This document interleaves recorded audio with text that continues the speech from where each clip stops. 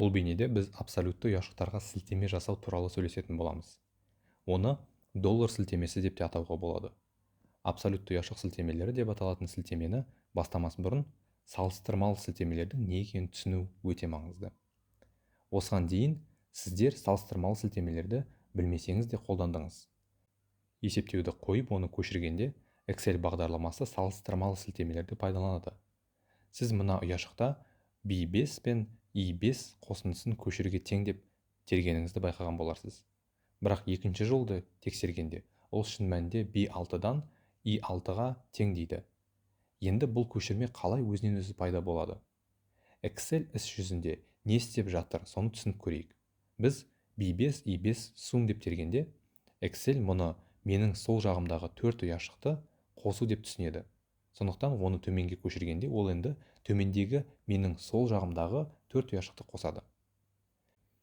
Осы әрекетті салыстырмалы ұяшыққа сілтеме жасау деп аталады.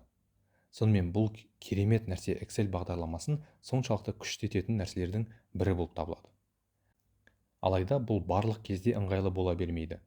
Мысалы, менде B бағандағы деректерге J бағандағы бір ғана нақты ұяшықтағы мәнге сілтеме жасап көбейту керек.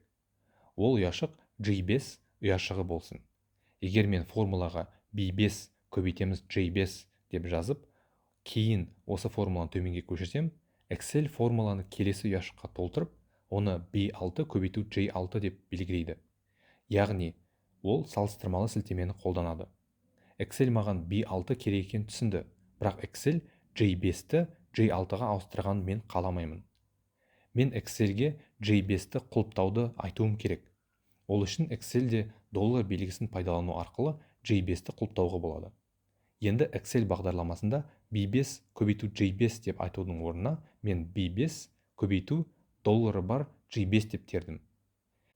Егер мен қазір бұл формуланы төмендегі ұяшықтарға толтырсам, Excel бағдарламасы келесі ұяшықта B6 көбейту J6-ға тең болудың орнына, ол интуитивті түрде келесі ұяшыққа B6 көбейту J5-ке тең болатынын түсінеді. Формуланы толығымен толтырамыз. Енді сіз B7 көбейту J5, B8 көбейту J5 тағы да басқа болғанын көресіз. Бұл абсолютті ұяшыққа сілтеме деп аталады. Excel B бағанына салыстырмалы түрде, бірақ J5 ұяшығына абсолютті түрде сілтеме жасады. Өте жақсы. Келесі сабақта бұл тақырыпты тағы да бір рет қарап көреміз, және бұл апта бізде соңғы тақырып есептеулер барысында басқа парақтағы мәндерді пайдалануды қарастыру. Енді өзіңіз жүктеп алған Excel файлдарында өзіңіз жаттығу жасап көріңіз.